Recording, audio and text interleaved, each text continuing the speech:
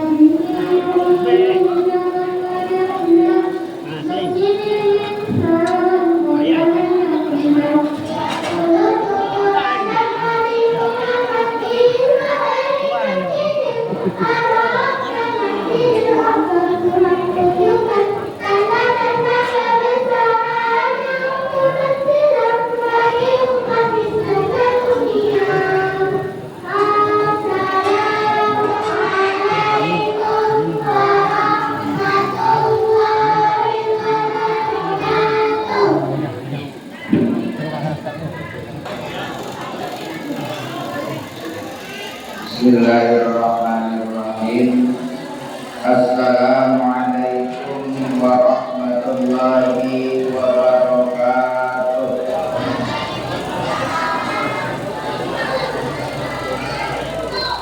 Yang hadir banyak, yang menjawab salah cuma 5 orang. Saya doakan yang menjawab salah mudah-mudahan ibu-ibunya tambah cantik, tambah salihah, tambah rezekinya berkah tambah, dan suaminya tidak nikah lagi. Dan bagi bapak yang menjawab salam saya, mudah-mudahan tambah rezeki, tambah umur, tambah soleh. Amin. Jawab amin. Allahumma amin. Ulangi lagi. Assalamualaikum warahmatullahi wabarakatuh.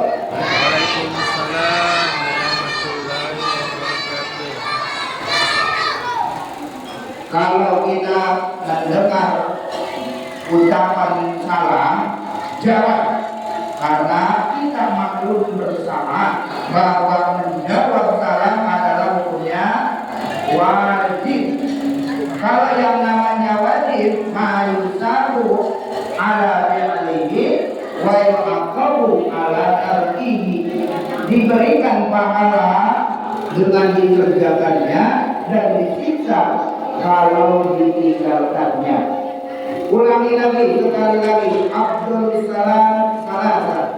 Assalamualaikum warahmatullahi wabarakatuh.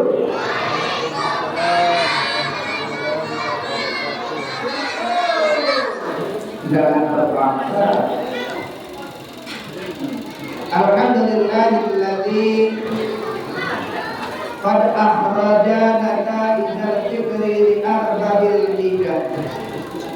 Wassalatu wassalamu ala sayyidina wa maulana Muhammadil Mustafa wa ala alihi wa ashabihi ahli sidqi wal wafa. Amma ba'd, fa ya ayyuhal hadirun, usi nafsi wa iyyakum bi taqwallah. Ittaqullaha la'allakum tuflihun. Hadratul mukarramun, para alim, para ulama, wabil khusus Bapak Imam, yang mudah-mudahan Allah senantiasa panjangkan umurnya, Allah berkahi kehidupannya, Allah manfaatkan kehidupannya, Allah tambah keberkahan dalam ilmunya. Dan yang kami hormati aparatur pemerintah, datuk rioknya, kepala kampungnya, RT-nya, BPD-nya, lembaga adatnya, semuanya, para pemimpin batin di dusun ini, mudah-mudahan semuanya Allah bimbing untuk melaksanakan amanah yang Allah berikan kepadanya. Amin ya Allah ya Rabbal. Kemudian nanti kami hormati orang tua kami yang hadir pada malam ini, mudah-mudahan semuanya Allah panjangkan umurnya, Allah sehatkan jasmani dan rohaninya, dan Allah berikan kemampuan untuk membimbing kita semua ke jalan yang lebih baik. Amin ya Allah ya Rabbal. Kemudian yang kami hormati Bapak Ibu, adik-adik sekalian yang hadir pada malam hari ini, rahimakumullah. Amin Allahumma rahimah. Semoga merahmati kepada kalian. Insya Allah, mudah-mudahan kalian, kita semua dirahmati Allah Subhanahu wa ta'ala. Amin Allahumma. Pertama-tama, marilah kita senantiasa bersyukur kepada Allah Subhanahu wa ta'ala atas nikmat yang Allah berikan kepada kita, terlebih pada malam hari yang cerah ini, yang tenang ini, yang berbahagia ini, kita bisa mengayunkan kedua tangan, melangkahkan kedua kaki, menggerakkan hati dan pikir kita untuk datang ke tempat yang mulia ini dalam rangka thalabul ilmi, mencari ilmu, mengaji, dalam rangka memperingati Isra wal Mi'rajnya Nabi Muhammad sallallahu alaihi wasallam. Semoga amalan-amalan kita, pengajian kita, sedekah kita, pengorbanan kita diterima Allah dan jadi wasilah akan turunnya rahmat, maghfirah dan barokah dari Allah Subhanahu wa taala. Amin Allahumma. Salawat beserta salam, semoga selamatnya terlimpahkan kepada panutan alam, junjungan kita semua, Nabiullah, Rasulullah, Habibullah, yakni Nabi besar Muhammad sallallahu alaihi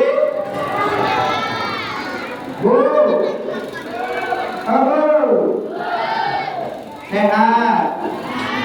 Alhamdulillah. Kenal belum dengan saya, Bu? Belum. Sehat. Alhamdulillah. Saya nama Zainal Mukromin, dipanggil Zain. Jadi mudah kalau ibu bapak ingin mengenal saya, berangkatlah yasinan dia malam Jumat. Ya, setiap malam Jumat kita suka ada yasinan enggak? Ada yasinan enggak, Bu? Ada. Ada wajah lagi minal mukromin. Ada kata mukromin dalam yasin itu nama saya. Artinya yang dimuliakan. Asal saya mondok dari Tasikmalaya. Yang tadi disampaikan dari pondok pesantren Miftahul Huda, yang sekarang anak daripada Mahfuzam ini pun mondok di sana, dua buahnya. Yang satu sudah dimungkinkan, yang satu masih mondok di sana. Saya sekarang berdomisili di Simpang Somer. Saya alhamdulillah sudah punya istri, Pak, 4. Bu, saya sudah punya istri, Bu, 4 anaknya. Jadi berapa, Bu? 4 anaknya. Kalau istrinya, alhamdulillah baru 1, Pak. Mau nambah? Insya Allah enggak.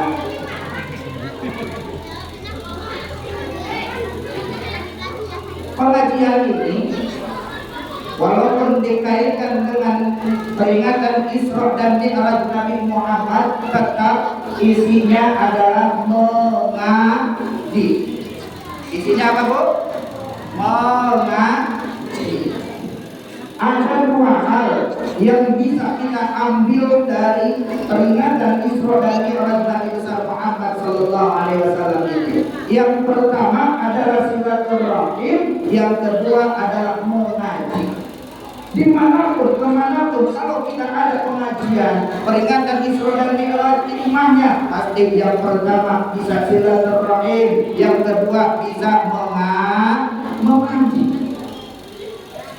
Yang pertama silaturahim, dengan kita datang ke masjid ini, datang ke musala ini, tujuan kita adalah mengaji. Selain itu kita bertatap muka dengan sahabat kita, bertatap muka dengan tetangga kita, bertemu dengan keluarga kita, bertemu dengan anak saudara kita, berkumpul di tempat ini. Kalau bukan silaturahim, apa lagi? Inilah manfaatnya datang ke tempat ini. Susah kalau kita harus datang ke rumah masing-masing bersilaturahim. Susah kalau kita harus mendatangi satu persatu daripada saudara-saudara kita yang ada pada malam hari ini. Tapi berkatnya kita datang ke tempat ini, sekali melangkah, sekali kita niat datang ke tempat ini, amalan kita banyak dihitung oleh Allah. Salah satunya adalah silaturahim. Dari silaturahim ada dua nilai ibadah. Yang pertama, memperbanyak saudara. Banyak saudara-saudara kita kalau kita rajin silaturahim, datang ke masjid yang tadinya tidak kenal jadi kenal, yang tadinya jauh jadi dekat, ini berkat silaturahim. Yang tadinya kita nggak kenal sama sekali bahkan jauh jaraknya, dengan datang ke masjid ini, dengan datang ke musola ini, kita bisa saling mengenal. Oh, itu dia. Baru tahu. Alhamdulillah, saya pun dengan undang asbab daripada Pak Imam tadi yang undang, asbab daripada Pak Kujang yang undang, asbab dari Bapak Kepala Kampung yang undang, saya bisa bersilaturahim dengan ibu bapak jamaah sekalian. Makanya alhamdulillah saya bisa silaturahim ke tempat ini, makin banyaklah saudara saya. Jadi saya tadi kaget disambut oleh Pak Imam Nudin. Pak Imam Nudin ini tahunya saya itu dulu waktu mondok di Mubaligin di Imam. Masya Allah. Dulu waktu mondok di Mubaligin itu masih sanawiyah, masih MTS. Dulu yang ngajak saya pas tadi diundang dengan Pak Kujang. Disambut ada Pak Imam, itu Pak Imamnya, Pak Imam Nudin. Kaget. Lah ini anak saya dulu, sekarang sudah jadi Pak Imam. Masya Allah, kita nggak tahu nasib anak-anak kita. Dulu mungkin anak itu bodoh, dulu mungkin anak itu tidak bisa apa-apa. Dengan berjalannya waktu, dengan dididik, dengan pesantren saat ini, beliau bisa jadi seorang pemimpin, seseorang yang mampu membawa umat dari minadzulumati ilal nur, dari kebodohan menuju hal yang dimintakan oleh Allah Subhanahu wa taala. Alhamdulillah. Inilah berkah silaturahim yang tadinya jauh jadi dekat, yang tadinya tidak kenal jadi kenal, berkah silaturahim. Banyak saudara. Yang kedua, banyak doa kalau kita silaturahim. Karena dengan silaturahim kita saling mengingatkan satu sama lain dengan doa Assalamualaikum. Baca salam. Kalau kita silaturahim suka baca salam atau enggak, Bu? Kalau kita berkunjung ke rumah orang suka baca salam atau enggak? Ketemu teman, ketemu tetangga, ketemu saudara, masuk ke rumah siapapun itu, ketuk pintu Assalamualaikum. Bukankah itu doa? Artinya Assalamualaikum, keselamatan atasmu, warahmatullah, dan rahmat Allah, wabarakatuh, dan barokah dari Allah. Banyak doa.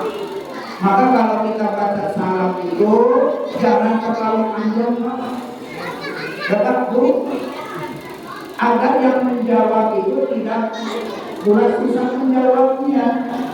Karena kata Allah, apabila kamu dihormati dengan satu penghormatan, Fa'idha hujirum bitaniyatin fa'ayyu bi'aksana minha awrudduha, maka balaslah penghormatan tersebut dengan yang lebih baik. Maka kalau ada orang yang baca salam Assalamualaikum, maka jawab kita jangan sampai kurang dari Waalaikumsalam warahmatullah. Harus lebih daripada apa yang diucapkan. Kalau yang membaca salam itu Assalamualaikum warahmatullahi wabarakatuh, maka jawablah Waalaikumsalam warahmatullahi wabarakatuh. Walid wanuh, tambah walid, jadi tambah. Ini indahnya dalam Islam. Kalau kita berbuat baik, pasti Allah akan menambah kebaikan itu. Kalau kita mendapatkan kebaikan dari orang, tambahlah, balaslah kebaikan orang itu dengan yang lebih baik. Jangan pelit, jangan kafir. Kita mau dihormat oleh orang lain, tapi kita tidak mau menghormat orang lain. Ajaran Islam mengajarkan bahwa ketika kita dihormat dengan satu penghormatan, balaslah penghormatan itu dengan yang lebih baik. Tak mampu kita membalas dengan yang lebih baik, aurudluha, balaslah dengan yang sepadan dengan itu. Ada tetangga hantar makanan dengan itu, isinya telur 5, daging ayam sepotong, nasi 1 wadah. Besoknya kita ada rezeki, balas kebaikan orang tersebut dengan yang lebih baik dari itu. Balas dengan telur 1 paket, beras 1 karung, ayam 5 ekor. Itu yang lebih baik. Kalau itu enak lah, makanya rajinlah bersedekah. Tapi ketika kita bersedekah harus ikhlas dan berharap balasannya. Jangan kata kayak Surabaya itu, Pak. Tahu Surabaya? Kalau Bapak suka nonton cerita Pasundan, orang-orang Jawa Barat, ada namanya Surabaya. Surabaya dengan si Soleh berkunjung ke rumah Mang Hermawan. Mang Hermawan itu ustaz. Pertama si Soleh datang bawa ayam, berkunjung ke rumah Ustaz Hermawan. Assalamualaikum. Waalaikumsalam warahmatullahi. Soleh, Mas Soleh, masuk. Udah makan belum? Belum. Udah minum belum? Belum. Diambilkannya makanan, diambilkannya minuman, kemudian disimpan di meja, disuruh duduk oleh kata Ustaz Hermawan, duduk dulu, minum dulu katanya. Suruh minum dulu, Pak. Silakan minum, Pak.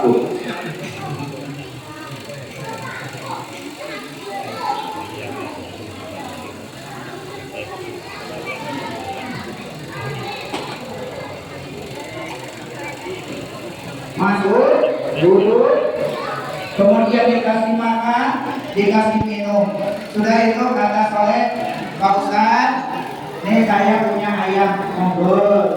Ini apa? Ya, sedekah hadiah dari kami. Makasih, kata Pak Ustaz. Bu, ibunya di belakang. Iya Pak, sini, ini ada ayam, di belakang ada kambing, tolong keluarkan. Dikeluarkan kambing, ayam diambil, disimpan di kandang. Kemudian kambing itu dikasihkan ke Soleh. Saat Mas Soleh keluar, kata Pak Ustaz, Mas Soleh, nih ada kambing. Apa ini Pak Ustaz? Ini rezeki dari Allah. Allah membalas kebaikan Mas Soleh 10 kali lipat. Alhamdulillah. Itu. Jadi kalau berada yang sedekah seperti itu, malah yang lebih baik. Pulang ketemu si Kabayan. Kata si Kabayan, Mas Soleh, saking kunjungan bela, saking Pak Ustaz, ketemu Pak Ustaz. Ya itu kami dari mana? Dikasih hadiah sama Pak Ustaz. Dan kok bisa sampai dikasih sama Pak Ustaz kambing? Dan ceritanya begini, tadi waktu saya mau silaturahmi dengan beliau, saya punya 1 ayam.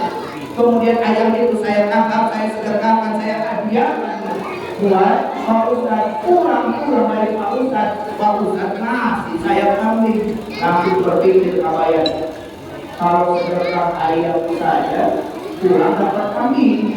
Kalau saya sedekah kambing, jauh kali. Kemudian Kabayan cari kambing, utang sudah datang, akhirnya nahan, aku Pak Ustaz. Assalamualaikum. Waalaikumsalam. Kabayan, kumaha damang? Alhamdulillah, pangestu. Alhamdulillah baik. Masuk Kabayan. Ibu, ini anak Kabayan. cuma ada air putih saja. Teh pun nggak ada, kopi pun nggak ada. Dikasih air minum teh. Makanan pun nggak ada, kecuali hanya singkong. Dikasihlah ubi, singkong makan. Pulang berharap dapat jawi, berharap dapat sapi, tapi apa yang didapat? Kata ibunya tadi, bapak maaf, gak ada apa-apa lagi di belakang kecuali ayam yang tadi dibawa oleh Mas Soleh. Udah kasihkanlah, kasihkanlah. Dikasihkanlah ayam, kata kabarnya ingin untuk jadi untuk, makanya kalau beramal itu harus soleh, harus ikhlas, biar pahalanya berlimpah, biar dibalas dengan Allah dengan balasan yang berlimpah. Dari itu berkah silaturahim. Tadi saya sebelum datang ke tempat ini silaturahim dengan Mang Ujang, dikasih makan, ada jagung, ada kue, ada rokok, masya Allah, berkah silaturahim. Makanya jangan pernah putus untuk silaturahim, terutama dengan orang tua, terutama dengan guru, dengan ulama, karena banyak hadis, banyak dalil yang menunjukkan akan keutamaan silaturahim. Kemudian dengan silaturahim pun banyak ibadahnya. Setidaknya ketika kita bersilaturahim, yang mau taat, yang ngobrol, yang ngomong nggak dapat hadiah. Ustaz punya hadiah banyak bagi siapa saja yang nanti ngajinya nggak ribut dan bisa menjawab pertanyaan. Ya, tengok sini, tengok depan, biar dapat hadiah. Pak, orang lagi sibuk merokok dan asik, ya apa-apa juga. Jadi silaturahim itu banyak ibadahnya. Nah, setidaknya ketika kita bersilaturahim itu ada smile. Apa bu? Pak? Smile. Ada senyum. Awal kata kita yang terletak dari kita adalah assalamualaikum doa. Kemudian tersungging dari bibir kita ada senyum. Senyum itu adalah ibadah. Jadi ketika kita ketemu dengan saudara tersenyum dulu. Assalamualaikum. Assalamualaikum. Ibadah itu, ibadah paling enteng, ibadah paling mudah adalah senyum. Tapi ibadah ini susah. Ya, susah senyum tuh. Kadang-kadang ketemu tetangga, ketemu saudara di jalan di mana aja, masya Allah, kayak tutup monyok aja mulutnya. Nggak ada senyum-senyumnya, kayak nggak bisa gigi. Padahal apa susahnya senyum, Pak? Senyum itu ibadah. Tapi jangan juga senyum-senyum yang nggak karu-karuan. Ada tuh berjamaah di Masjid Agung. Kan kotakku berapa kali lewat tuh? Ada teman lewat, teman tuh di samping kotak amal lewat senyum. Datang lagi kotak yang kedua senyum. Datang lagi kotak yang ketiga senyum. Beres sholat Jumat ditanya, Pak, apa tadi senyum-senyum tadi? Kotak lewat senyum, kotak lewat senyum. Kata Ustaz, senyum itu ibadah. Tabasumu tapi Afrika sodako. Senyummu terhadap saudaramu adalah terhadap saudara, bukan terhadap kotak amal. Jadi kalau ada kotak amal, maka itu disenyumin. Keluarkan masukkan ke dalam. Ada yang kayak gitu, ada kotak amal cuma senyum-senyum aja. Ini biasanya kalau di tempat lain sambil keliling ada kotak lewat, ini nggak ada ya Pak ya? Belum ada. Isi nanti berapa sebesar-besarnya ikhlas dan pengorbanan. Ketika kita bersedekah itu yang dinilai bukan hanya sebatas ikhlas, nah, Kalau kita bersedekah bukan hanya dinilai ikhlasnya saja, tapi pengorbanannya juga dinilai. Orang miskin bersedekah 2.000 rupiah, dia punya uang di rumahnya cuma 2.500 rupiah, yang 2.000 nya disedekahkan. Berarti berapa persen yang disedekahkan? Hampir 80% yang disedekahkan. Ada orang kaya yang di rumahnya ada 20 juta, dan kalau tak amat sedekahnya cuma 10.000. Besar mana 2.000 dengan 10.000? Tentu yang 10.000. Tapi pengorbanannya, yang miskin tadi punya uang cuma 2.500, 2.000 disedekahkan, yang 500 karena tanggung disimpan di rumah. Yang kaya 20.000 disedekahkan 10.000, nggak nyampe 1% daripada apa yang dia miliki. Makanya enak Pak, Bu, jadi orang miskin. Kalau sedekah nggak tanggung-tanggung. Mau jadi orang miskin Pak? Mau jadi orang miskin Bu? Enggak. Fakir itu mendekati kekufuran. Kita semua umat Islam itu harus jadi orang kaya. Kayanya yang dermawan, jangan pelit, bakir, merege. Kita diperintahkan berbayar zakat. Zakat itu kalau ada uangnya, kalau kita mampu, kalau kita kaya. Lah kita bagaimana mau bayar zakat kalau kita tidak mampu? Zakat wajib, zakat malnya dari sawitnya itu harus dikeluarkan. Bagaimana kita mau mengeluarkan zakat dari sawit, zakat jual belinya, zakat pertaniannya dari padi? Kalau kita nggak punya kebun yang luas, kalau kita nggak punya uang yang banyak. Makanya Islam itu mengajarkan kita untuk jadi orang kaya, orang kayanya yang dermawan. Ibu, sibuk masing-masing ya. Manfaat silaturahim. Kemudian datang ke tempat ngaji ini, ke masjid ini, ke musola ini, selain silaturahim, yang kedua mengaji. Apa ada dek? Mengaji. Ini kapan ngajinya adik-adik? Hai, itu siapa namanya? Ngajinya kapan waktunya? Sore. Udah Quran belum? Hah? Udah? Belum? Yang ini udah Quran belum? Yang rajin ngajinya, manfaatkan ustaz kita ini. Beliau pintar waktu mondoknya.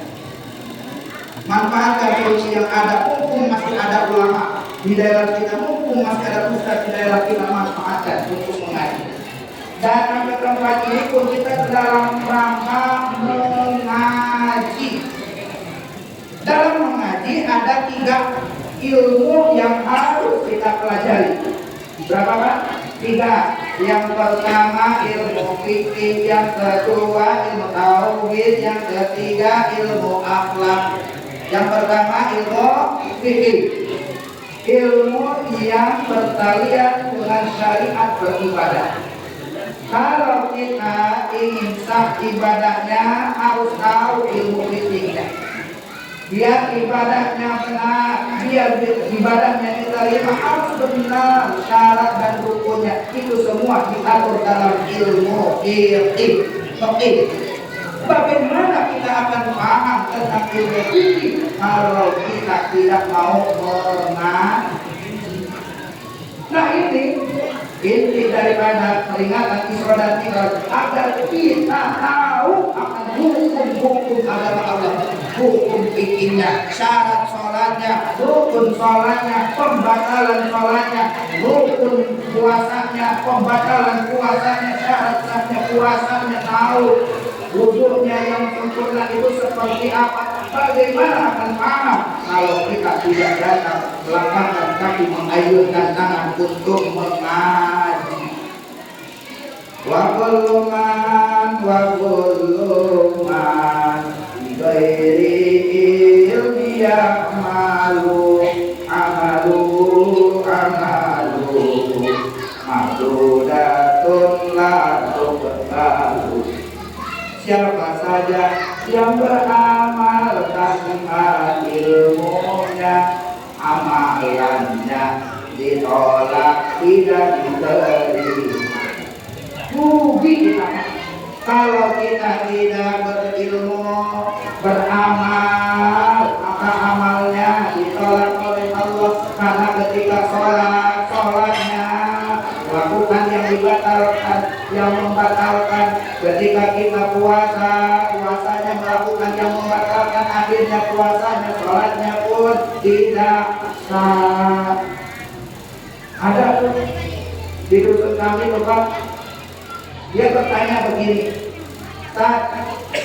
saya terjadi wudhu kan? Aduh, lalu wudhu kami dikasih makan, kami itu makan, kira-kira batal nggak wudhunya? Batal nggak wudhu? Tidak. Tapi karena dia awam, akhirnya dia wudhu lagi. Jadi batal wudhunya katanya kalau wudhu, sesudah wudhu makan. Padahal nggak membatalkan wudhu. Yang membatalkan wudhu itu ada empat. Satu, hilang akal disebabkan tidur ataupun yang lainnya. Jadi boleh tidur, boleh karena mabuk-mabukan, hilang akal, stres, ataupun karena pingsan, itu membatalkan wudhu.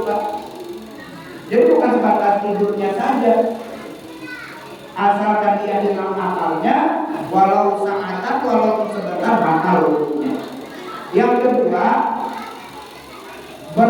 keluarnya wudhu syai'in, keluarnya sesuai minal kuburi wal duburi, dari lubang depan atau lubang belakang, ribun awwalihi ilal maniyah, angin ataupun yang lain selain air mani, batal. Apa saja yang keluar dari lubang depan atau lubang belakang, angin ataupun yang lainnya, itu membatalkan wudhu. Jadi kalau kita mau kencing, yang keluar jauh, keluarnya jarum, batal nggak wudhunya? Batal, kan jarum. Ada.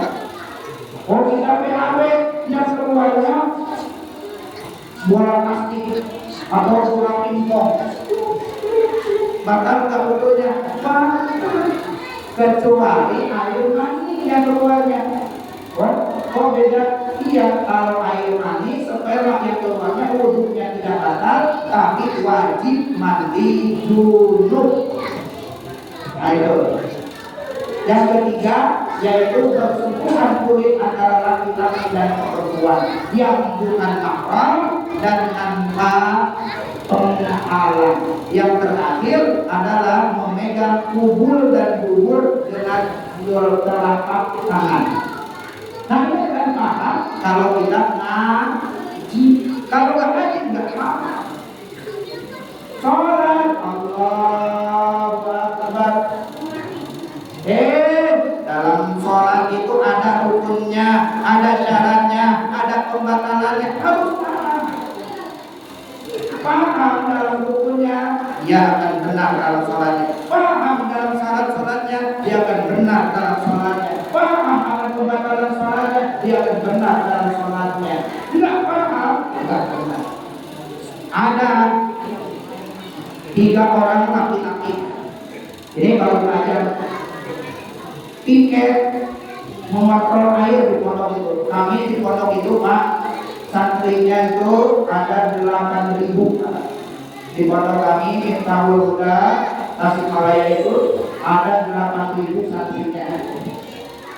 Yang 8.000 itu laki-laki dan perempuan terpisah jauh.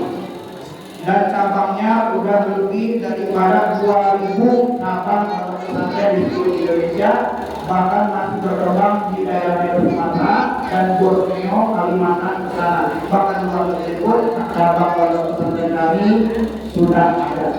Jadi bagi bapak ibu yang ingin memondokkan anaknya, silakan datang ke pondok-pondok terdekat dan atau ke pondok pesantren kami di Tasikmalaya.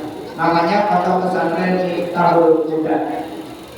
Nah, setiap malamnya itu ada patrol namanya, piket air kalau lagi kemarau. Pas lagi piket air nih Pak, Ini contoh anak santri yang baru belajar 9 tahun. Datang ke tempat di mana dia harus membersihkan parit-parit agar air itu mengalir lancar. Datang waktu maghrib, waktunya sholat. Kalilah masjid ada tajuk, ada musola kecil. Kalau di daerah Jawa itu Pak, semuanya serba di atas air. WC-nya di atas air kayak kita tuh Pak. Pancuran dari gunung langsung ke kolam. Musolanya di atas air pula, di atas kolam. Pakai bambu, atapnya pakai injuk atau daun kelapa tuh. Pas lagi sholat, mau sholat, orang tiga ini saling menunjuk, kamu jadi imam, kata si A. Kata si B, kamu jadi imam. Kata si C, kamu jadi imam. Pilot rela, A jadi imam. A, B, C jadi makmum. Ketika A jadi imam, takbir Allahu Akbar, aman. Rokaat pertama, lawat sholihin, baca berhubung aman. Pas sujud, amin besar, goyang. Tadi lantainya terbuat dari bambu, terjepit kakinya, cincin menjerit, sakit katanya. Kata si B, kalau sholat nggak boleh batal. Kata si A, untuk saya ngomong, batal semua. Ayo tuh, akibat apa? Akibat tidak paham aturan fikih. Makanya kita harus mengaji tentang fikihnya. Datangkan ustaz-ustaz itu ke rumah kita. Kalau perlu kita yang datang ke rumah ustaz ngaji. Kami lagi dan waktu lagi. Apa lagi waktunya? Justru karena kita lagi harus rajin-rajin mengaji. Jangan cuma anak-anak kita baik yang suruh mengaji. Nah, pergilah ngaji sana. Kau Ustaz Nurdin, ngaji sana. Bapaknya nggak mau mengaji, ibunya nggak mau mengaji. Padahal yang mau mati duluan adalah Pak ibunya. Anaknya masih jauh insya Allah secara kebiasaan. Tapi yang suruh ngaji anaknya ini yang kesalahan kita. Harusnya kita yang selaku orang tua yang harus rajin. Kemudian yang kedua, ilmu yang akan kita kaji setiap kita mengaji adalah ilmu tauhid. Ilmu apa Pak? Tauhid. Ilmu akidah.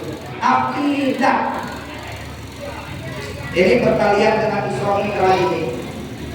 Percaya enggak dengan peristiwa Isra dan Mi'raj? Oh, percaya enggak dengan peristiwa Isra dan Mi'raj? Percaya? Kalau nggak percaya sudah, nggak usah ngaji lagi. Untuk apa mengadakan Isra Mi'raj kalau nggak percaya? Kita harus percaya. Tadi saya dapat kiriman duret, alhamdulillah, tapi bukan dari Samad, tapi sekali dari Samad. Pas di duret itu tadi ada semut. Semut itu berkata katanya, saya dari apa tadi, dusun panjang bersama semut yang lain. Kata semut yang lain, mana mungkin kamu dari dusun panjang jauh jaraknya sudah bisa sampai sini. Iya, kalau berpikirannya secara otak semut nggak mungkin. Ternyata setelah diteliti, dia ikut dengan orang yang bawa duret yang berasal dari dusun panjang dan panjang ke Simpang Somel. Dia ikut dan sampai dan ketemulah di Simpang Somel dengan semut somel. Berkatalah dengan semut somel bahwa dia dari dusun panjang. Oh, ternyata seperti itu bisa tercapai. Rasulullah ingat kata-katanya, Subhanalladzi asra bi 'abdihi lailan. Maha suci zat yang telah memperjalankan hamba-Nya minal masjidil haram ilal masjidil aqsa, dari masjidil haram menuju ke masjidil aqsa. Kata-katanya dengan kata muta'addi, asra bukan sarra. Ini kalau di kalangan pesantren kita dibahas Saro itu artinya berjalan. Kalau asra itu diperjalankan. Saro kalimatnya kalimat lazim, fi'il lazim. Kalau asra kalimatnya kalimat muta'addi. Kalau kalimat lazim, bina lazim itu fi'il hanya membutuhkan fa'il, tidak membutuhkan maf'ul. Kalau muta'addi, fi'il ada fa'il dan pasti ada maf'ul. Kalau saro Rasulullah berjalan, tapi kalau asra Rasulullah diperjalankan, maka mengerti atau tidak, logis atau tidak, kalau sudah berkaitan dengan Isra dan Mi'raj, maka kita harus percaya. Percaya atau tidak? Percaya atau tidak? Alhamdulillah. Nah, hal ini akan kita bahas dengan ilmu tauhid, karena ilmu tauhid itu yang membahas tentang keimanan. Wujud kita maka mukhalafat lil hawadisi diamur sini wadaniyat iradat dipercepat mutakaliman. Itu yang wajib kamu salih. Adam wujud anak mumasalah kulil hawadisi intiyad ta'adud aduzukar hajahat mau soma dipercepat abkamu. Jadi sifat yang ada di Allah itu 41. Sifat Allah itu ada berapa, Pak? 41. Yang wajib 20, yang mustahil 20, yang jahil 1. Sifat yang diwafir ada 9. 4 wajib, 4 mustahil, 1 jahil. Ini semua harus kita yakini. Kalau enggak sah imannya, orang yang hanya mengikatkan yang wajib tidak dengan yang mustahilnya.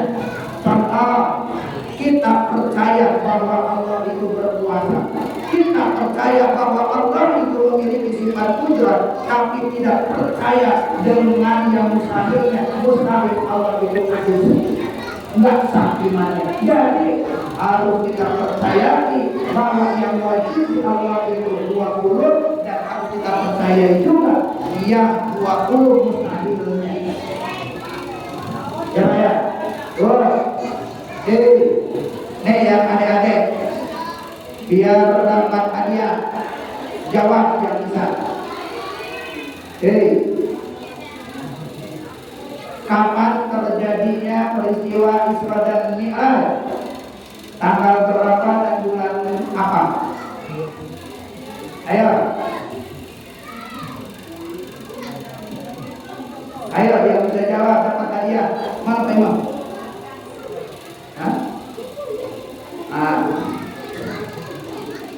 Tanggal berapa? Ayo maju yang bisa. Tanggal berapa? Ya, bulan Rajab, betul. Nih, dapat hadiah. Kemudian selanjutnya Rasulullah Shallallahu Alaihi Wasallam diisrokan dan dimi'rajkan. Diisrokan dari mana ke mana? Ya, siapa yang bisa jawab? Ayo, maju. Ayo maju yang bisa. Dari Masjidil Haram menuju ke Masjidil. Selanjutnya, di manakah letaknya Masjidil Haram? Berdiri, kemudian maju. Ayo. Di manakah letaknya Masjidil Haram? Maka terima. Kemudian selanjutnya, di manakah terletaknya Masjidil Aqsa? Ayo maju yang bisa. Yo. Di mana? Salah. Yo, di mana? Salah Masjidil Aqsa di mana? Ayo satu lagi. Palestina. Di Palestina. Ya. Jadi Masjidil Aqsa berada di mana? Di Palestina. Selanjutnya, siapa yang hafalan juz amatnya sudah sampai Ad-Duha? Sudah sampai Al-Zalzalah, sampai surah At-Takasur, Al-Hakumut Takasur. Siapa? Tunjuk tangan. Yang hafalan juz amatnya sudah sampai Al-Kafirun. Qul ya ayyuhal kafirun. Maju. Baca surah Al-Kafirun.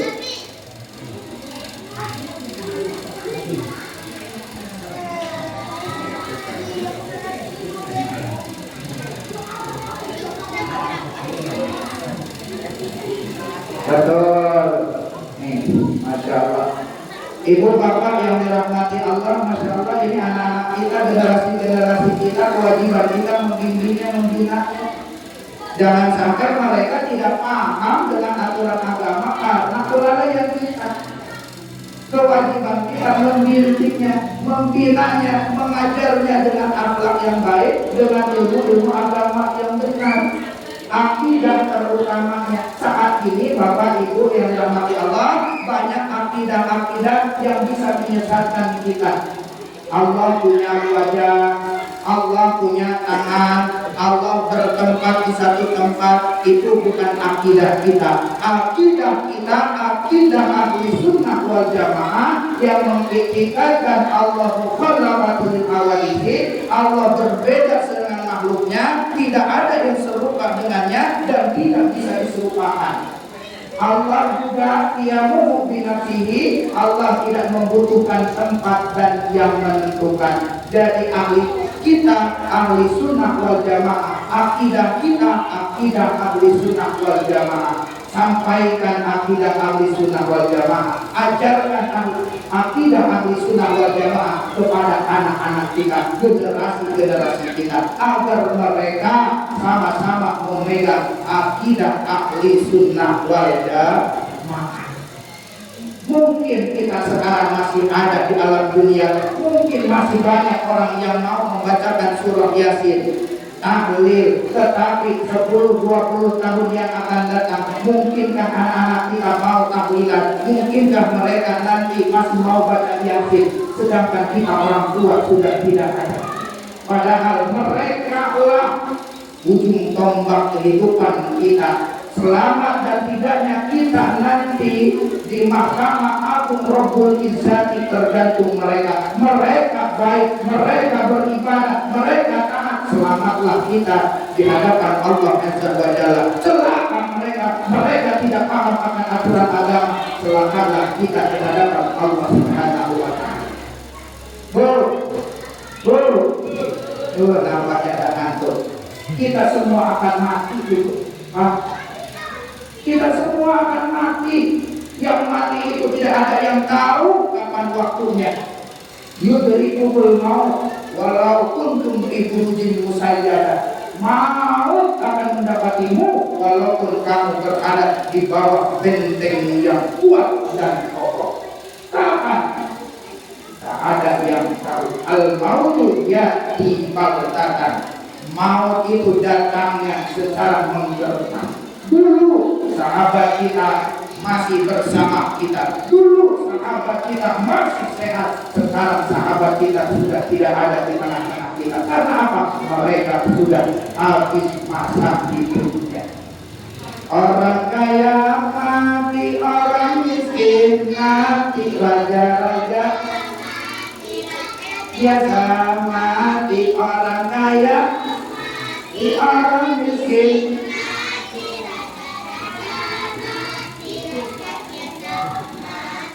Kepala kampung mati, Pak Imam mati, Pak Ustadz mati, ibu-ibu mati, bapak-bapak mati, semua kan mati. Kalau sudah mati tak bisa lagi berbuat apa-apa, hanya menikmati amalan-amalan semasa itu di alam dunia. Wa may ya'mal mithqala dzarratin khairan yarah wa may ya'mal mithqala dzarratin syarran yarah. Sebesar biji zarah kebaikan yang kita kerjakan akan kita lihat dan kita rasakan balasannya. Sebesar biji zarah kemaksiatan yang kita kerjakan akan kita lihat dan akan dirasakan balasannya. Maka mumpung ayat dikandung badan, perbanyaklah amalan-amalan ibadah kita, karena kehidupan setelah kehidupan dunia ini khairu wa abqa, lebih baik dan lebih kekal. Sepohon kayu daunnya rimbun, lekat buahnya serta daunnya, walaupun 1000 tahun kalau tak sembahyang, walaupun hidup 1000 tahun kalau tak sembahyang, apa gunanya? Kalau tak sembahyang apa gunanya? Walaupun kita hidup 1000 tahun, mati tetap masuk neraka. Awwalu ma yuhasabu min ibadihi as-shalah. Awal amalan yang akan dihisab di sisi Allah pada hari kiamat adalah salat. Idza kubilatil sa'iru amali wa idza ruddat sa'iru amali. Apabila salatnya diterima seluruh amalannya, dan apabila salatnya ditolak, maka ditolaklah amalan-amalan lainnya. Ibu bapak yang dirahmati Allah, melalui momentum yang mulia ini, peringatan Isra dan Mi'raj Nabi besar Muhammad sallallahu alaihi wasallam, bisa kita ambil nikmatnya. Yang pertama, perbanyaklah silaturahim, karena dalam silaturahim ada banyak nilai ibadah dan ada doa di dalamnya, dan memperbanyak persaudaraan. Yang kedua, kita jangan berhenti untuk mengaji, karena dengan mengaji kita akan paham tentang ilmu agama. Dengan mengaji kita akan bisa memperbaiki akhlak kita. Dengan mengaji kita bisa memperbaiki kualitas ibadah kita. Dengan mengaji kita akan bisa memperbaiki akidah kita. Mudah-mudahan bermanfaat. Sekian dan demikian pengajian kita pada malam hari ini. Mohon maaf atas segala kekurangan dan kesilapan. Kepada Allah mohon ampun. Hadanallahu wa iyyakum ajma'in. Wassalamualaikum warahmatullahi wabarakatuh.